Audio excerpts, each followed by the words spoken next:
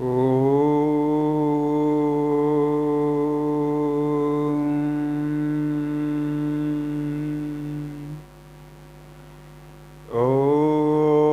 हिरण्यगर्भः समवर्तितः गृहे भूतस्य जातेः पतिरेक आसीत्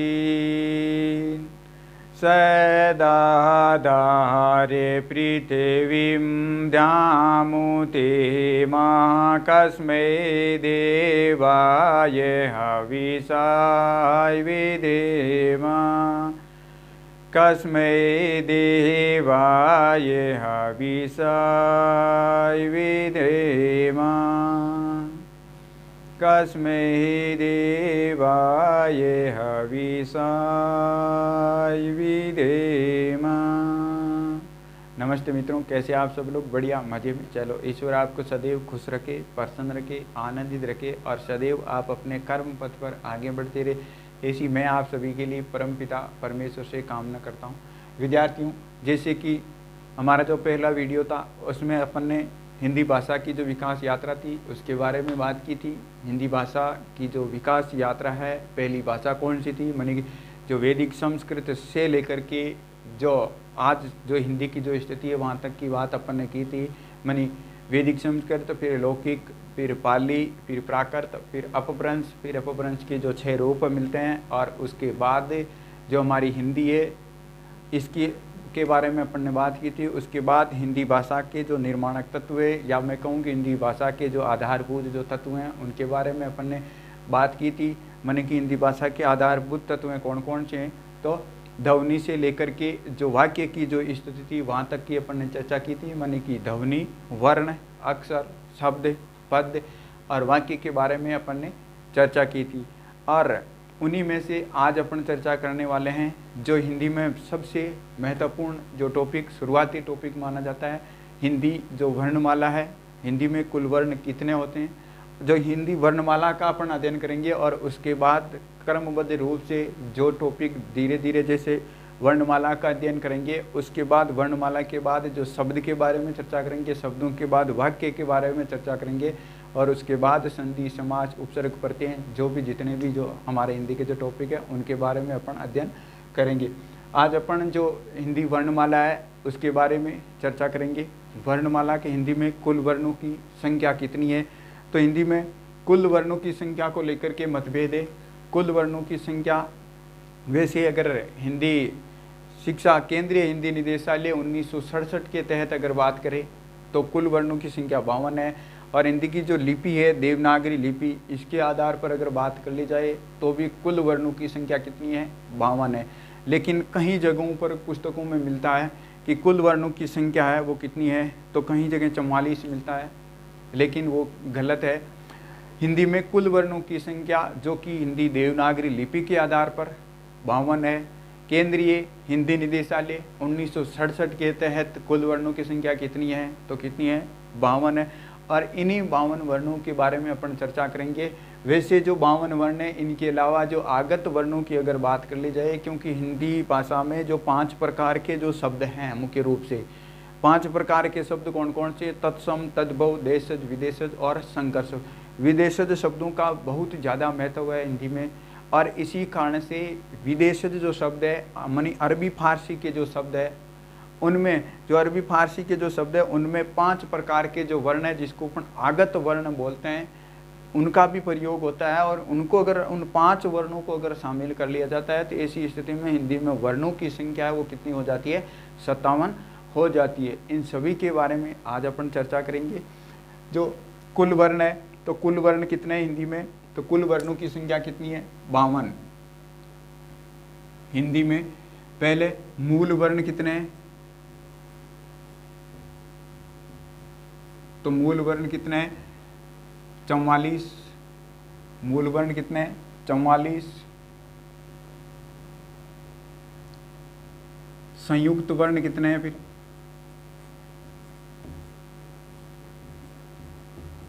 संयुक्त वर्ण 4 है। अयोगवा है वर्ण कितने हैं? तो 2 है। और 2 वर्ण कौन से हैं जिनको उक्तक्षिप्त ताड़नजात द्विगुण या द्विस्पृष्ट वर्ण कहलाते हैं।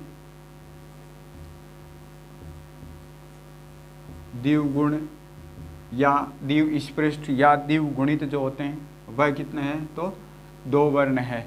इस प्रकार से कुल वर्ण 44 प्लस 4 कितने हो गए? 48 प्लस 2 कितने हो गए? तो कितने हो गए? 50 और 50 प्लस 2 कितने हो गए? तो 52। मूल वर्ण या जिसको अपन मानक वर्ण भी कह सकते हैं, मूल वर्ण या मानक वर्ण कितने हैं? तो कितने हैं? 44 से संयुक्त वर्ण कितने हैं? तो 4 है। अयोगवाह वर्ण कितने हैं? तो 2 है। अयोगवाह की बात करेंगे अभी अपन। उत्क्षिप्त ताड़नजात द्विगुण या द्विस्पृष्ट जिसको कहते हैं या द्विगुणित जिसको कहते हैं वह कितने हैं? 2 हैं। कौन कौन से हैं? तो एक ढ है और एक कौन सा है? ढ है, जो कि हिंदी की अपनी स्वयं की विकास यात्रा में आए। इसी इनको उत्क्षिप्त ताड़नजात द्विगुण या द्विस्पृष्ट या द्विगुणित वर्ण बोलते हैं, जो कि कौन कौन से हैं? ढ और ढ जिसको कहते हैं। ये दोनों के दोनों जो वर्ण है, ये दोनों वर्ण जो कि हिंदी की अपनी विकास यात्रा में विकसित हुए हैं। इसी कारण से इन वर्णों से जो भी शब्द बनते हैं वो तत्सम की श्रेणी में नहीं जा सकते हैं, अर्थात इनसे जो भी वर्ण बनेंगे, जो भी शब्द बनेंगे वह तद्भव की श्रेणी में आएंगे। इसीलिए जो कि हिंदी की विकास यात्रा में आए हैं, ढ और ढ जिसका उच्चारण जो स्थल की अगर अपन बात कर ली जाए तो जो टे वर्ग है उसी टे वर्ग से बाद में धीरे धीरे रूपांतरित होकर के ये वर्ण हिंदी की विकास यात्रा में शामिल हुए। इसलिए इन वर्णों से कोई भी तत्सम शब्द नहीं बन सकता, इनसे बनेगा तो तद्भव ही बनेगा। तो मानक वर्ण या मूल वर्णों की संख्या 44, संयुक्त वर्ण 4, अयोगवाह वर्ण 2, उत्क्षिप्त ताड़नजात द्विगुण द्विस्पृष्ट या द्विगुणित वर्ण कितने हैं? 2 है। कौन कौन से हैं? ढ और ढ है। संयुक्त वर्ण कौन कौन से हैं? 4। तो संयुक्त वर्ण 4 कौन कौन से हैं? क्षय, त्रय, जय और श्रेय, ये संयुक्त वर्ण है।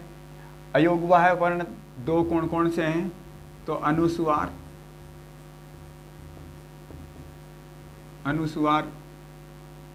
और विसर्ग।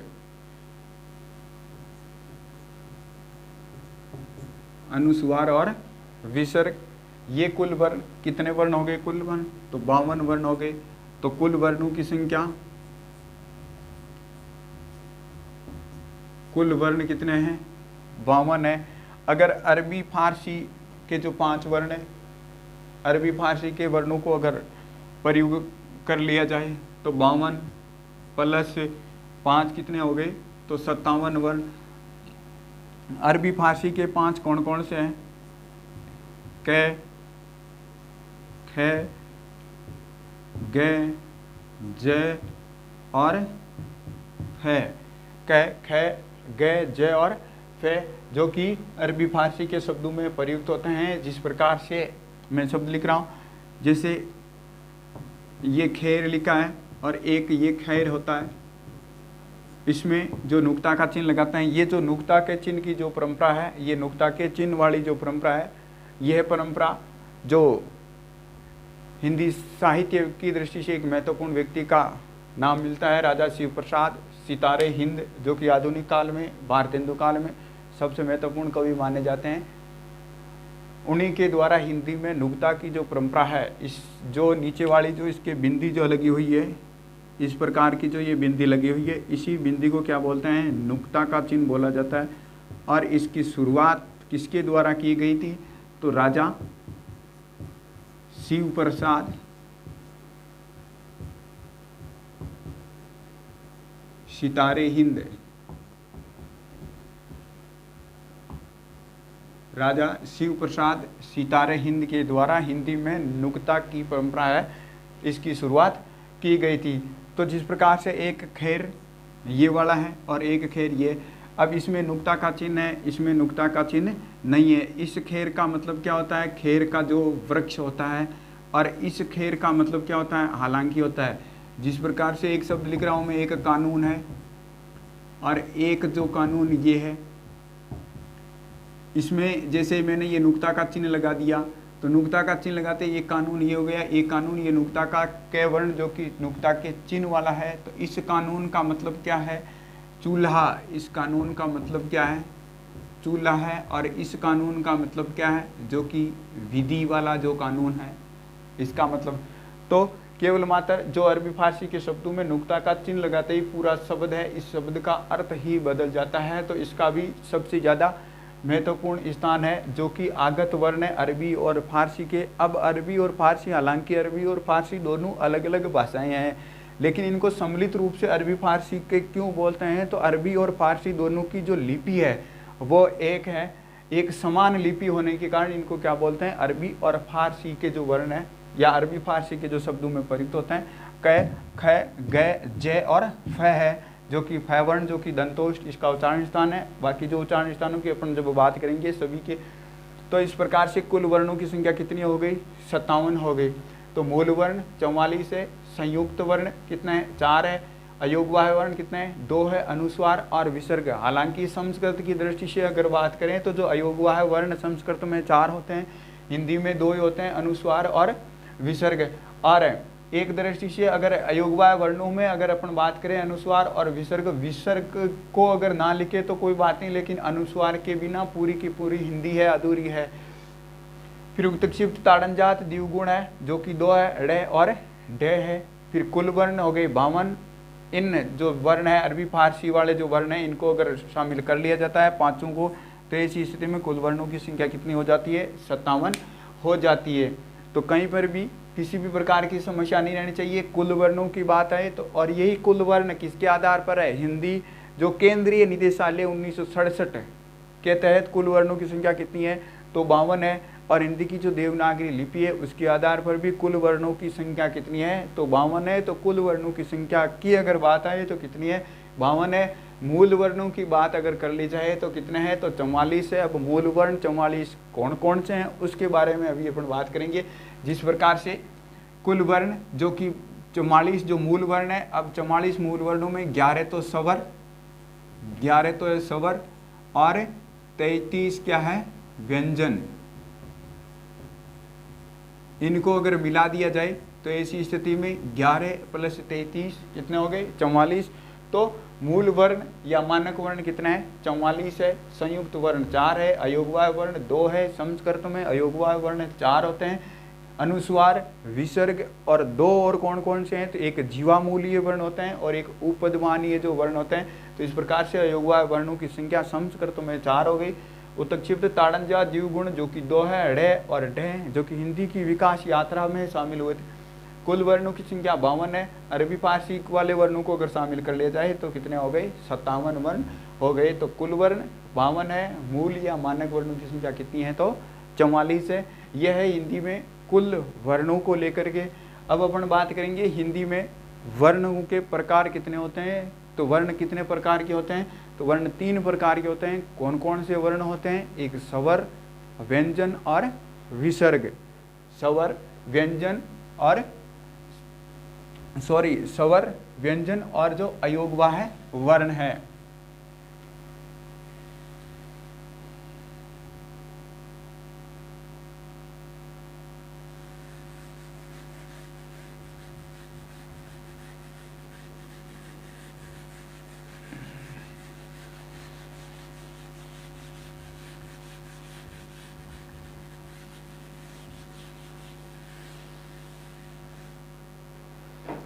अब वर्णों के जो प्रकार है, कितने प्रकार के वर्ण होते हैं, तो 3 प्रकार के, एक स्वर, दूसरा व्यंजन और तीसरा कौन सा है, तो अयोगवाह वर्ण होते हैं।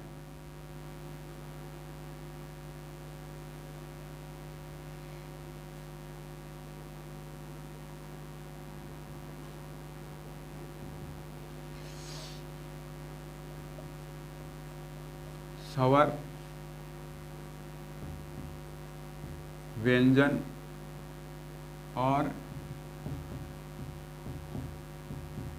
अयोगवाह है।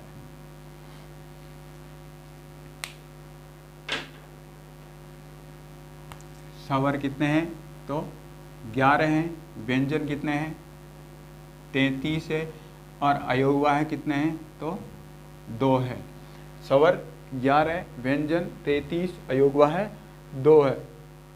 अब स्वर किसे कहते हैं, व्यंजन किसे कहते हैं और अयोगवाह वर्ण कौन कौन से होते हैं, इनके बारे में। तो स्वर की पहले परिभाषा,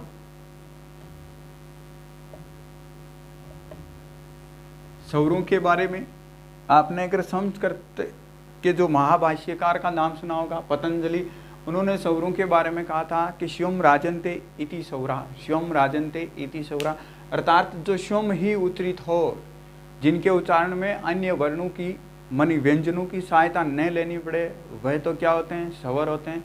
और जिन वर्णों के उच्चारण में अन्य वर्णों अर्थात स्वरों की सहायता लेनी पड़े, वह क्या कहलाते हैं? व्यंजन कहलाते हैं। और जो अयोगवाह वर्ण है, ए मनी नहीं, योग मनी जोड़, वाह मनी वहन करना, अर्थात जो योग को वहन न करे, वह कौन से कहलाते हैं? अयोगवाह। अर्थात जो न तो स्वर के योग को वहन करे, ना व्यंजन के योग को वहन करे, फिर भी भाषा में जिसका प्रयोग हो, वह कौन से वर्ण कहलाते हैं? अयोगवाह वर्ण कहलाते हैं। कौन कौन से हैं? 2 हैं, अनुस्वार और विसर्ग। स्वर की परिभाषा, अर्थात स्वर किसे कहते हैं? तो स्वर स्वयं राजन्ते इति स्वरा, अर्थात जिनके उच्चारण में अन्य वर्णों की सहायता न लेने पड़े, जो स्वयं उच्चारित हो जाए, वह क्या कहलाते हैं? स्वर कहलाते हैं। व्यंजन जिनके उच्चारण में अन्य व्यंजनों वर्णों अर्थात स्वरों की सहायता लेनी पड़े, बिना स्वरों के किसी भी व्यंजन के उच्चारण कभी भी नहीं किया जा सकता है। तो इनमें के उच्चारण, व्यंजन के उच्चारण में स्वरों की सहायता लेनी पड़े, बिना स्वरों की सहायता के व्यंजन का उच्चारण नहीं हो सकता, ये व्यंजन कहलाते हैं। और फिर अयोगवाह वर्ण परिभाषा, जिन वर्णों के उच्चारण में वायु मुख में से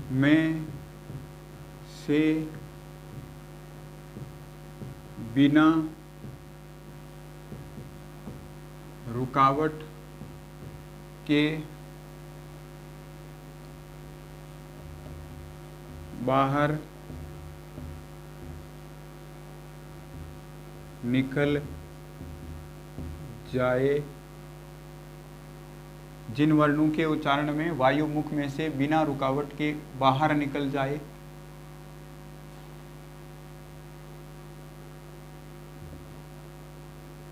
उन्हें स्वर कहते हैं। 1 नंबर परिभाषा। इसी की जो दूसरी परिभाषा है, पहली परिभाषा जिन वर्णों के उच्चारण में वायु मुख में से बिना रुकावट के बाहर निकल जाए, उन्हें क्या कहते हैं? तो स्वर कहते हैं। और दूसरी इसकी जो परिभाषा है,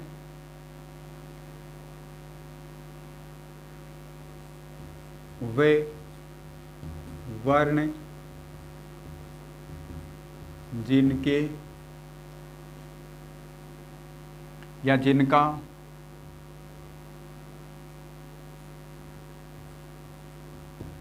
उच्चारण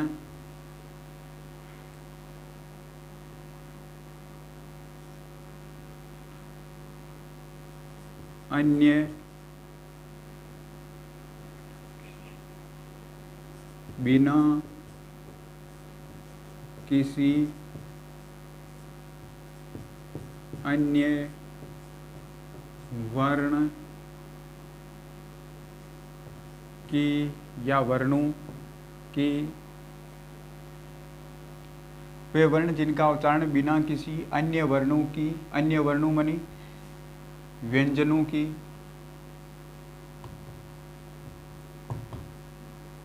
व्यंजनों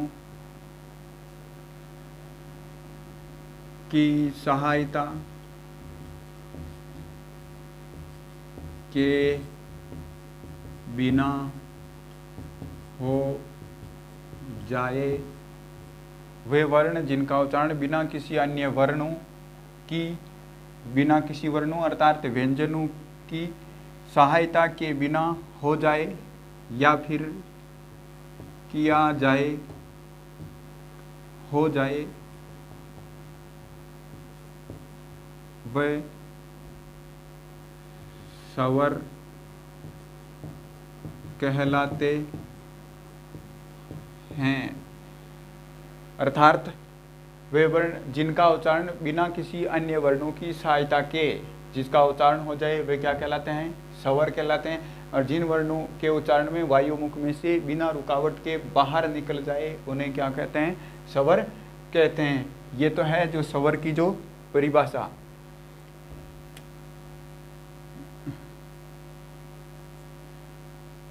अब नीचे व्यंजन की परिभाषा।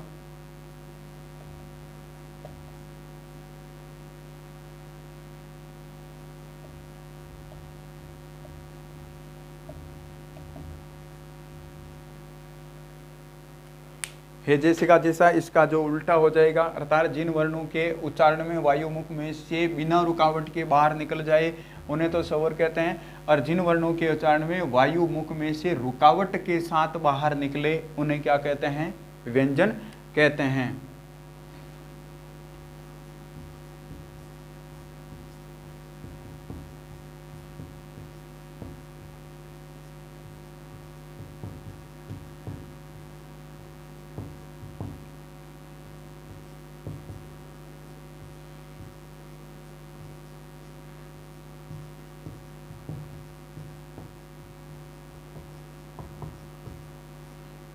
रुकावट के साथ बाहर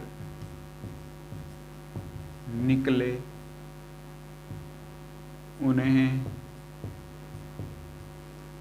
व्यंजन कहते हैं। इसी की जो दूसरी परिभाषा है, पहली परिभाषा जिन वर्णों के उच्चारण में वायु मुख में से रुकावट के साथ बाहर निकले उन्हें व्यंजन कहते हैं, और इसी की दूसरी परिभाषा है कि जिन वर्णों के उच्चारण में अन्य वर्णों अर्थात स्वरों की सहायता लेनी पड़े वह व्यंजन कहलाते हैं। जिन वर्णों के उच्चारण में या उच्चारण के लिए अन्य वर्णों अर्थात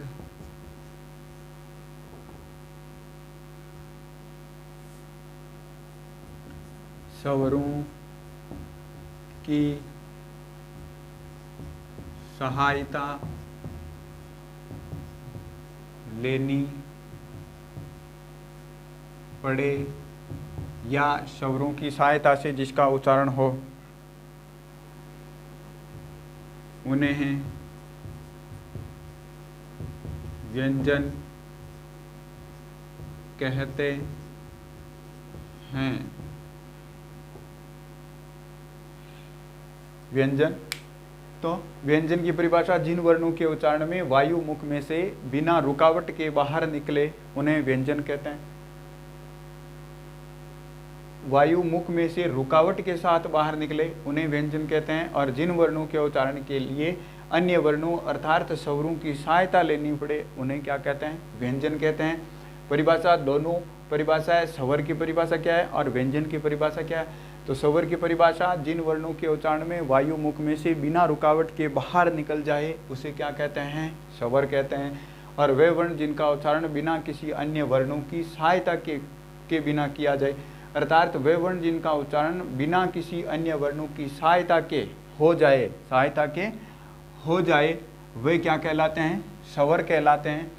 और व्यंजन की परिभाषा जिन वर्णों के उच्चारण में वायु मुख में से रुकावट के साथ बाहर निकले उन्हें व्यंजन कहते हैं, और जिन वर्णों के उच्चारण के लिए अन्य वर्णों अर्थात स्वरों की सहायता लेनी पड़े उन्हें क्या कहते हैं? व्यंजन कहते हैं ये तो है व्यंजन, स्वर और व्यंजन दोनों की क्या है परिभाषा। अब इन दोनों में जो मूलभूत जो अंतर है उसके बारे में अपन बात करेंगे।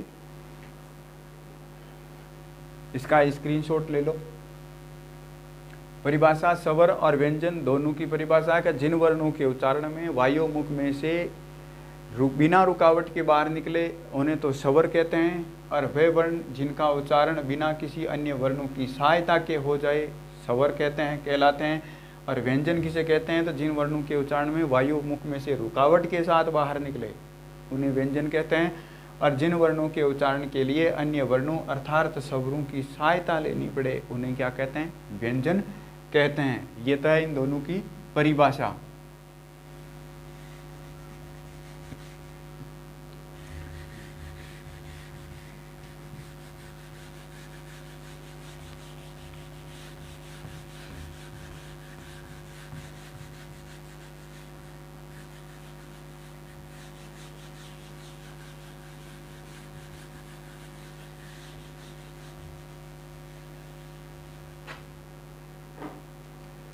अब स्वर और व्यंजन में उच्चारण की दृष्टि से, एक तो उच्चारण की दृष्टि से इसमें भेद, उच्चारण की दृष्टि से दोनों में भेद, इसमें भी उच्चारण की दृष्टि से और इसमें भी उच्चारण की दृष्टि से मूलभूत इन दोनों में अंतर क्या है। तो उच्चारण की दृष्टि से स्वरों की अगर बात कर ली जाए तो स्वर है वह स्वतंत्र होते हैं। स्वतंत्र क्योंकि अपन ने अभी परिभाषा पढ़ी थी कि बिना किसी अन्य वर्णों की सहायता के जिसका उच्चारण हो वह क्या कहलाते हैं स्वर कहलाते हैं। तो स्वर क्या होते हैं स्वतंत्र होते हैं, जबकि व्यंजन क्या होते हैं परतंत्र होते हैं। स्वर क्या होते हैं स्वतंत्र होते हैं, जबकि व्यंजन क्या होते हैं परतंत्र होते हैं। दूसरी ओर स्वर स्वाधीन रहते हैं, स्वाधीन रहते हैं, जबकि व्यंजन है वह पराधीन, अर्थात स्वधन अधीन। माने कि ये स्वर है स्वयं अपने आप पर निर्भर करते हैं, अपने आप के अधीन रहते हैं, जबकि जो व्यंजन है जो स्वरों के अधीन रहते हैं, अर्थात बिना स्वरों के व्यंजन का क्या नहीं हो सकता उच्चारण नहीं हो सकता। स्वरों का उच्चारण लंबे समय तक किया जा सकता है,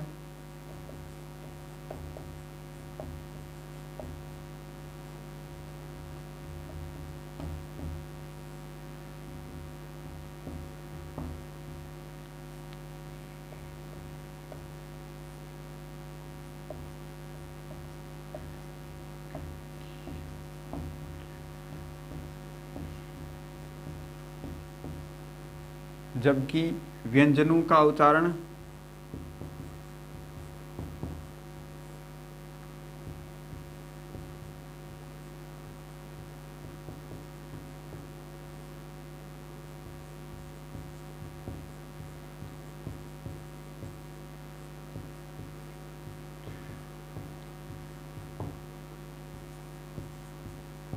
नहीं किया जा सकता,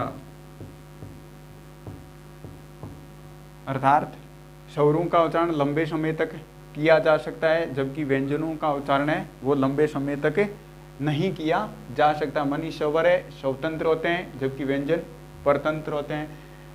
स्वर स्वाधीन होते हैं, जबकि व्यंजन क्या होते हैं पराधीन होते हैं। स्वरों का उच्चारण लंबे समय तक किया जा सकता है, जबकि व्यंजनों का उच्चारण लंबे समय तक नहीं किया जा सकता है।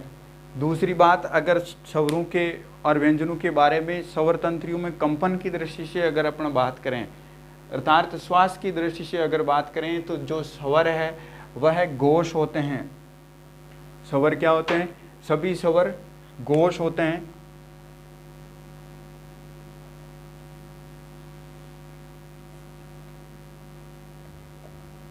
सभी स्वर घोष होते हैं, जबकि व्यंजन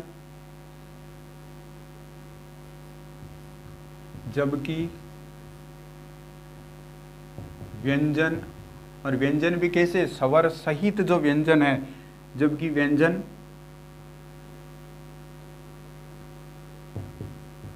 घोष तथा घोष व अघोष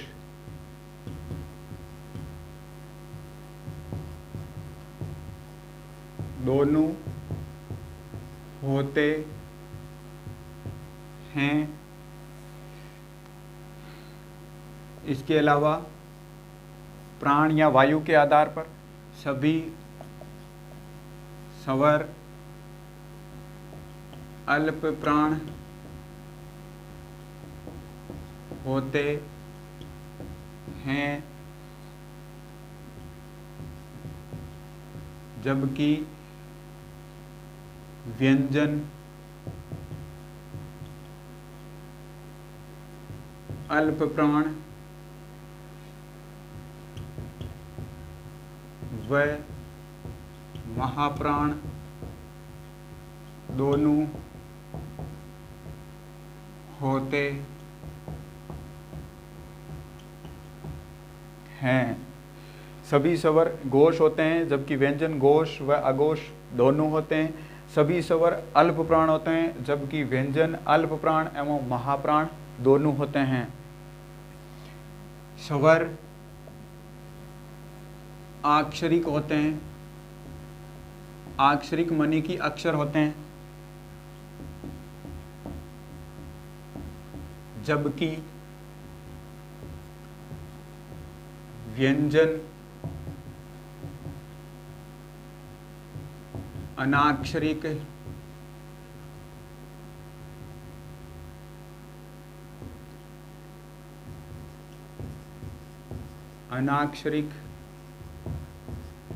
होते हैं।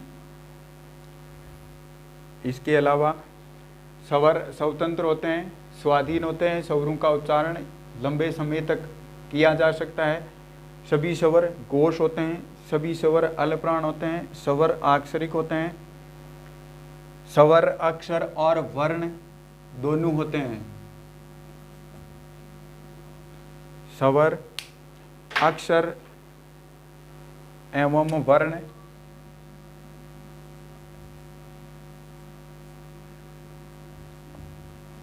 अक्षर एवं वर्ण दोनों होते हैं।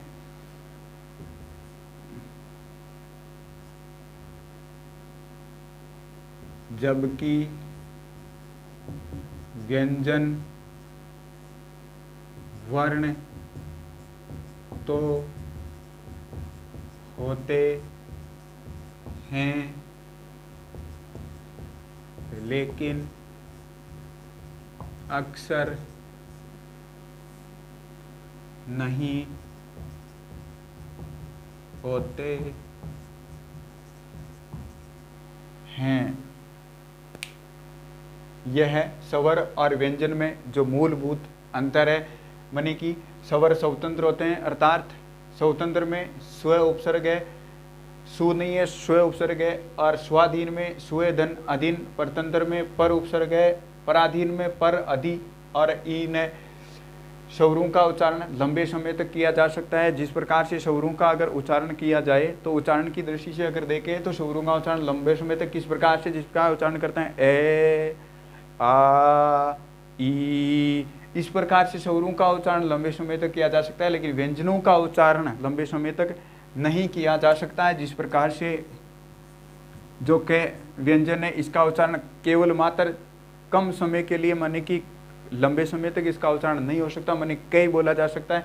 लेकिन इसी में अगर स्वर मिला दिया जाए, के में अगर ए मिला दिया जाए तो ऐसी स्थिति में यह के बन जाता है, और अब इसका उच्चारण अपन लंबे समय तक कर सकते हैं। जो कि लंबा जो उच्चारण है किसका होगा, स्वर का होगा। इसमें जो ए मिला हुआ होगा इसका लंबा उच्चारण के, इस प्रकार से लंबा फिर कर सकते हैं। लेकिन केवल मात्र व्यंजन का उच्चारण लंबे समय तक नहीं किया जा सकता है। सभी स्वर घोष होते हैं, और जबकि व्यंजन घोष एवं अघोष दोनों होते हैं। मनी स्वर तंत्र में कंपन के आधार पर सभी स्वर क्या होते हैं? घोष होते हैं, जबकि व्यंजन घोष एवं अघोष दोनों होते हैं।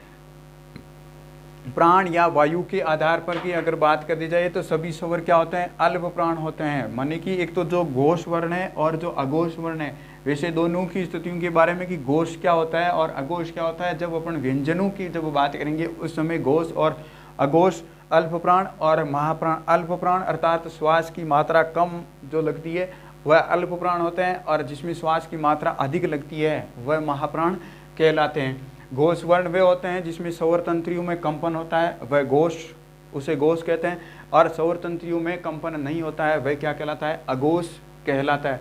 तो सभी स्वर घोष होते हैं, जबकि व्यंजन घोष एवं अघोष दोनों होते हैं।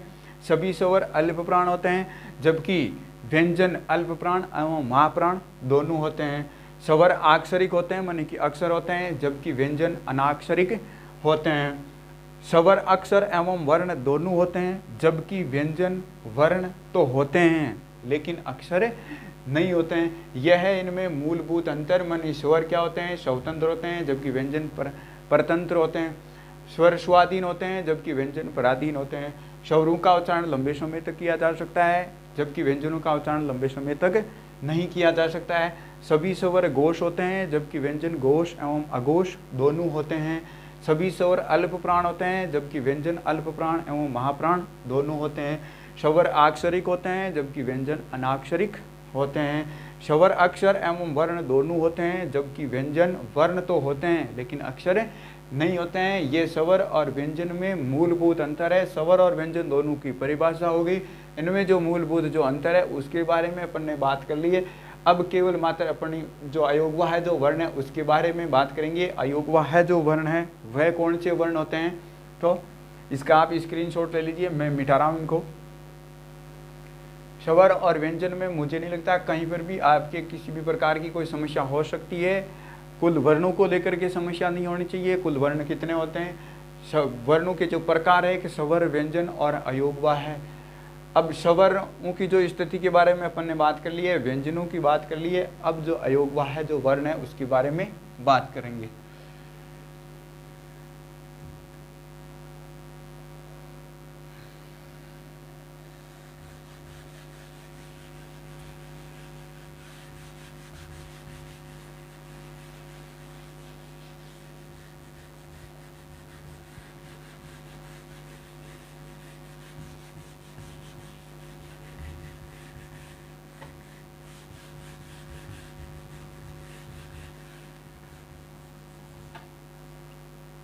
अब जो अयोगवाह वर्ण है, ए मनी नहीं, योग मनी जोड़ और वाह मनी वहन करना। ए मनी नहीं, योग मनी जोड़ और वाह मनी वहन करना।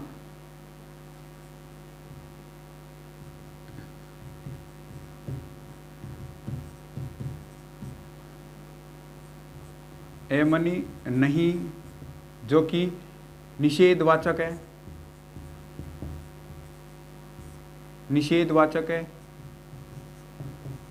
योग मनी जोड़ और वाह मनी वहन करना।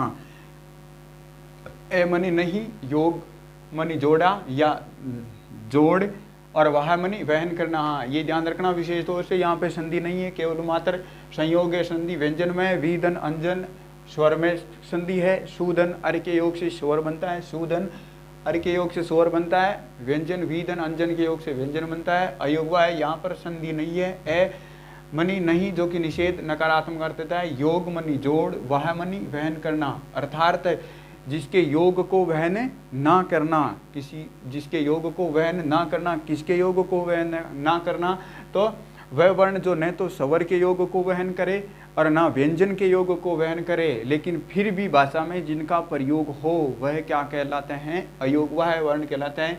योगवाह और योगवाह में ए जो उपसर्ग जोड़ दिया तो इसी स्थिति में क्या बन गया? अयोगवाह है। तो ए मनी नहीं, योग मनी जोड़, वाह मनी वहन करना अर्थात जो योग को वहन न करे वह तो क्या कहलाते हैं, अयोगवाह कहलाते हैं, और जो योग को वहन करे वह क्या कहलाता है, योगवाह कहलाते हैं। तो जो योग को वहन न करे वह क्या कहलाते हैं, अयोगवाह कहलाते हैं।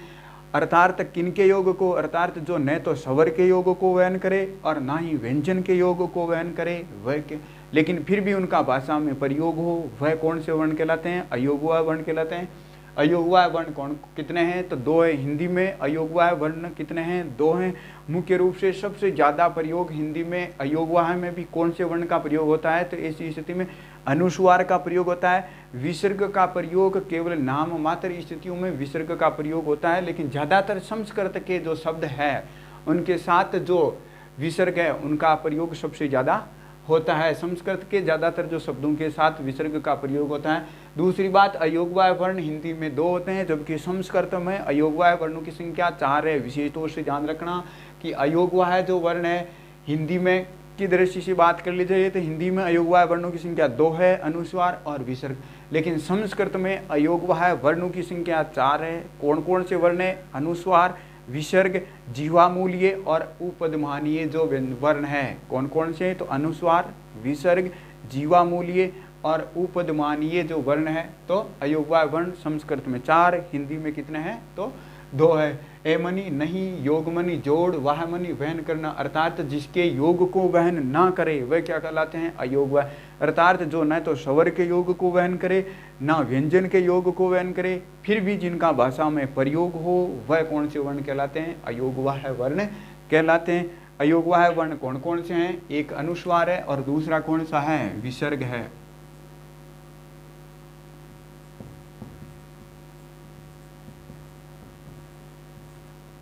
और दूसरा विसर्ग, अनुस्वार और विसर्ग, इनके बारे में अर्थार्थ मैं यहीं पे लिख रहा हूं। अयोगवाह के बारे में अर्थार्थ जो योग को वहन ना करे या योग को वहन न करे, जो योग को वहन न करे वे क्या कहलाते हैं, अर्थात जो न तो स्वर के योग को वहन करे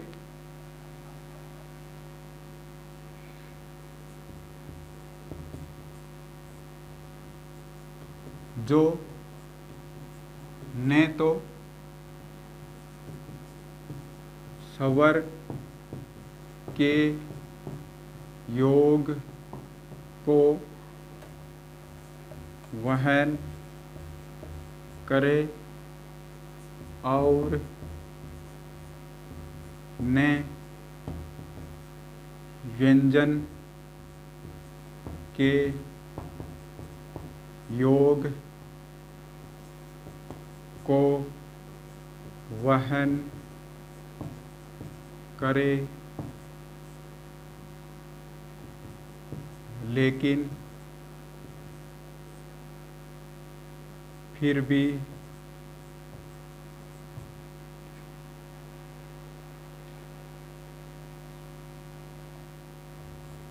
जिनका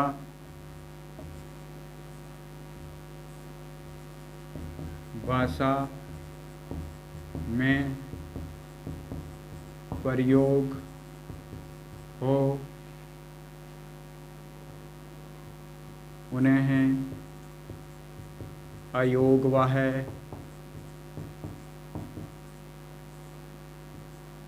कहते हैं। माने कि जो योग को वहन न करे, अर्थात जो नहीं तो स्वर के योग को वहन करे और न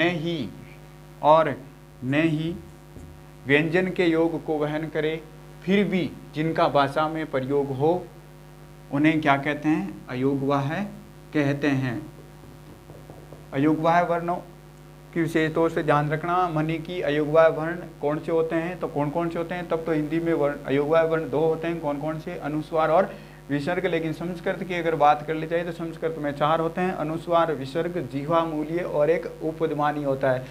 ए मनी, नहीं, योग मनी, जोड़, वाह मनी, वहन करना, अर्थात जो योग को वहन नहीं करे वह कौन से कहलाते हैं? अयोगवाह। अर्थात जो न तो स्वर के योग को वहन करे, जो न तो स्वर के योग को वहन करे और न ही व्यंजन के योग को वहन करे, फिर भी जिनका भाषा में प्रयोग हो उन्हें अयोगवाह वर्ण कहते हैं। अयोगवाह वर्ण कितने हैं? तो 2 हैं। कौन कौन से हैं? अनुस्वार और विसर्ग। अब अनुस्वार किसे कहते हैं या अनुस्वार कौन सा होता है? तो लिपि चिन्ह क्या है अनुस्वार का? तो अनुस्वार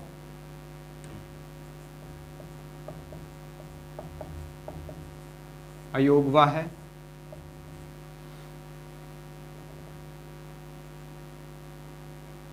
अनुस्वार अनुमनि पीछे, स्वारमणि स्वर के, अनुमनि पीछे और स्वारमणि स्वर के।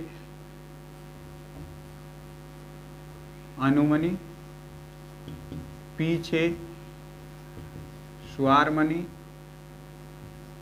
स्वर के। अर्थात जो स्वर के पीछे जिनका प्रयोग हो, मनी स्वर का अनुगमन करे।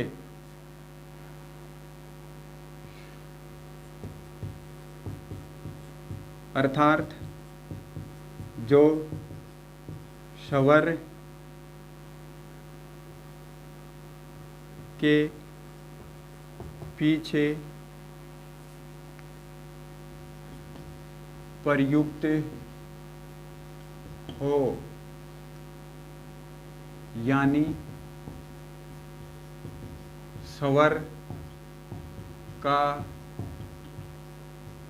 अनुगमन करे, उसे क्या कहते हैं? अनुस्वार कहते हैं। उसे अनुस्वार कहते हैं।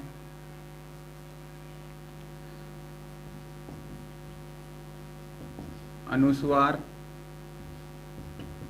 का लिपि चिन्ह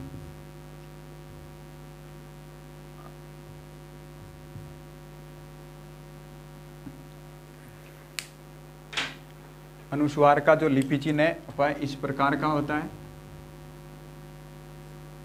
मनी आड़ी रेखा होती है और उसके ऊपर इस प्रकार से बिंदी लगी हुई होती है, जो कि अनुस्वार का लिपि चिन्ह है। अब जो विसर्ग है, जो जिनका प्रयोग विसर्ग, वैसे तो विसर्ग का सबसे ज्यादा प्रयोग है वो संस्कृत में होता है। तो विसर्ग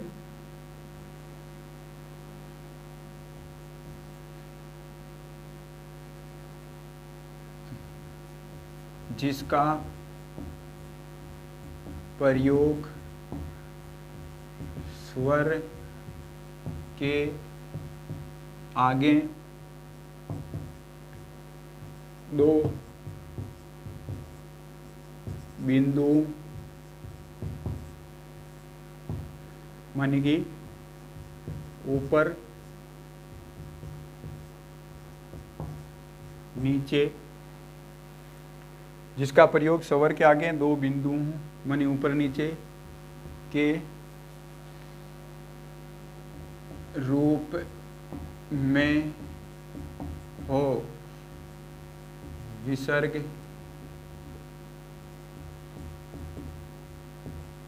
कहलाता है। लिपि चिन्ह 2 प्रकार के बिंदु लगाए जाते हैं इस प्रकार से। ये इसका जो विसर्ग का क्या है? लिपि चिन्ह है। ज़्यादातर इसका प्रयोग है कहाँ होता है? तो संस्कृत में होता है। हिंदी में जिस प्रकार से छी है, छ है, इस प्रकार के जो शब्द हैं उनमें ज़्यादातर से प्रयोग होता है। तो ये हो गई हमारी जो वर्णमाला है, वर्ण विचार है, इसके बारे में आज अपन ने अध्ययन किया। माने कि जो कुल वर्ण कितने होते हैं, तो कुल वर्णों की बात की अपन ने कि कुल वर्ण कितने होते हैं। तो हिंदी जो केंद्रीय हिंदी निदेशालय 1967 के तहत कुल वर्णों की संख्या 52 है। इसके अलावा देवनागरी लिपि है, उसके अनुसार कुल वर्णों की संख्या कितनी है तो 52 है। मूल वर्णों की संख्या कितनी है तो 44 है। इसके अलावा 2 वर्ण कौन से हैं तो अयोगवा है। इसके अलावा 2 वर्ण जो उत्क्षिप्त ताड़न जात द्विगुण या द्विस्पृष्ट जिनको बोलते हैं वह है। और इसके अलावा जो 4 वर्ण है संयुक्त वर्ण है, जो कि संयुक्त वर्णों की अलग से अपन चर्चा करेंगे। उत्क्षिप्त ताड़न जात द्विगुण या द्विस्पृष्ट इनकी भी अपन अलग प्रकार से चर्चा करेंगे। इस प्रकार से कुल वर्णों की संख्या कितनी हो गई तो 52 हो गई। इसके अलावा जो आगत वर्ण है जो अरबी फारसी भाषा के शब्दों में जिनका प्रयोग राजा शिव प्रसाद सितारे हिंद ने शुरू किया था, जो कि 5 प्रकार के वर्ण होते हैं क, ख, ग, ज और फ जो वर्ण है ये जो कि जिसमें नुक्ता का चिन्ह लगता है, इसकी शुरुआत राजा शिव प्रसाद सितारे हिंद ने की थी। उसके बारे में उच्चारण की दृष्टि से भी अपन अलग से बात करेंगे। फिर इसके अलावा अपन ने स्वर की बात कर ली, व्यंजन की बात कर ली, अयोगवाह वर्णों की बात कर ली। स्वर कितने होते हैं तो 11 होते हैं। स्वर किसे कहते हैं तो वह वर्ण जिनके उच्चारण में अन्य वर्णों अर्थात व्यंजनों की सहायता न लेनी पड़े या जिनका उच्चारण मुख में से बिना रुकावट के बाहर निकल जाए वह कौन से कहलाते हैं स्वर है। और जिनके उच्चारण में अन्य वर्णों अर्थात स्वरों की सहायता लेनी पड़े वह व्यंजन कहलाते हैं। फिर अयोगवाह ए मनी नहीं, योग मनी जोड़, वाह मन अर्थात वह वर्ण जो योग को वहन ना करे, अर्थात कौन से मनी जो न तो स्वर के योग को वहन करे और ना ही व्यंजन के योग को वहन करे, फिर भी जिनका भाषा में प्रयोग हो उन्हें अयोगवाह वर्ण कहते हैं। अयोगवाह वर्ण कितने हैं तो 2 है हिंदी में अनुस्वार और विसर्ग, लेकिन संस्कृत में 4 है अनुस्वार विसर्ग और तीसरा है जीवामूल्य, चौथा है उपजमानीय। अनुस्वार अनुमनि पीछे, स्वर मनि स्वर के अर्थात जो स्वर के पीछे प्रयुक्त हो यानी स्वर का अनुगमन करे उसे अनुस्वार कहते हैं। अनुस्वार का लिपि चिन्ह इस प्रकार से आड़ी रेखा होती है, उसके ऊपर बिंदी लगी हुई रहती है। विसर्ग जो कि जिसका प्रयोग स्वर के आगे 2 बिंदुओं के मनी ऊपर नीचे के रूप में हो विसर्ग कहलाता है। विसर्ग का जो लिपि चिन्ह है 2 प्रकार की जो ऊपर नीचे जो बिंदी ये विसर्ग का लिपि चिन्ह है। विसर्ग का ज़्यादातर प्रयोग कहाँ होता है तो संस्कृत में होता है। यहाँ विशेष तौर से ध्यान रखना कि यहाँ पर किसी प्रकार की संधि नहीं हुई है, केवल मात्र संयोग हो रहा है। यहाँ स्वर में संधि की सुधन अर के योग से स्वर शब्द बनता है, व्यंजन में विधन अंजन के योग से व्यंजन शब्द बनता है। स्वर है स्वतंत्र होते हैं जबकि व्यंजन क्या होते हैं परतंत्र होते हैं। स्वरों की स्वर है वो क्या होते हैं स्वाधीन माने कि अपने स्वयं के अधीन होते हैं। इसके अलावा जो व्यंजन है वो क्या होते हैं पराधीन होते हैं। स्वरों का उच्चारण लंबे समय तक किया जा सकता है जबकि व्यंजनों का उच्चारण लंबे समय तक नहीं किया जा सकता है। जो स्वर है वह आक्षरिक होते हैं जबकि व्यंजन क्या होते हैं अनाक्षरिक होते हैं। स्वर है घोष होते हैं जबकि व्यंजन घोष और अघोष दोनों होते हैं। जबकि जो स्वर है अल्प प्राण होते हैं जबकि व्यंजन है वो क्या होते हैं अल्प प्राण और महाप्राण दोनों होते हैं। इसके अलावा सभी जो स्वर है वह अक्षर और वर्ण दोनों होते हैं जबकि जो व्यंजन है वो केवल मात्र वर्ण होते हैं, अक्षर नहीं हो सकते हैं। इनके बारे में अपन ने चर्चा की। इसके अलावा अपन बात करेंगे जो हिंदी में जो स्वर है इन स्वरों की जो स्थिति है माने कि स्वरों के जो प्रकार कौन कौन से हैं, माने कि जो उत्पत्ति के आधार पर स्वरों के स्वर के जो प्रकार है, इसके अलावा जाति या समानता के आधार पर, फिर मात्रा काल या उच्चारण समय के आधार पर, मुखाकृति या ओष्ठाकृति के आधार पर, उच्चारण स्थान के आधार पर या जीवा के भाग के आधार पर। तो इन सभी के बारे में अपन कल जो स्वरों के बारे में चर्चा करेंगे। संपूर्ण जो स्वरों का जो विश्लेषण है माने चाहे उच्चारणों स्वरों की जो भाग है जो भेद है उनके बारे में अपन चर्चा करेंगे। जो कि हिंदी में जिस प्रकार से स्वर है जो कि 11 हैं, लेकिन संस्कृत की अगर बात कर ली जाए तो संस्कृत में जो स्वर है उनकी संख्या है व्यावहारिक दृष्टि से अगर बात करें तब तो 13 हैं। जो माहेश्वरी सूत्र है उसकी दृष्टि से अगर बात करें तब 9 है, लेकिन पाणिनि व्याकरण के आधार पर बात करें तो स्वरों की संख्या 21 या 22 मानी जाती है। चलिए आज के लिए बस इतना ही। उम्मीद करता हूँ कि आपको ये जो चीज़ें मैंने बताई समझ में आएगी। इसीलिए आज के लिए बस इतना ही। मिलेंगे अगले वीडियो में नए शब्दों नए तथ्यों के साथ। तब तक के लिए दीजिए इजाज़त। धन्यवाद धन्यवाद धन्यवाद।